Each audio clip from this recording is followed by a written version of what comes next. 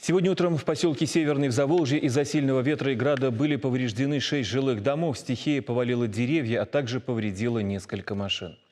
Об этом в своем телеграм-канале рассказал глава администрации города Денис Спирин. Оперативно выехал в Заволжье совместно с сотрудниками МЧС, депутатами, начальником Заволжского территориального управления и аварийными бригадами.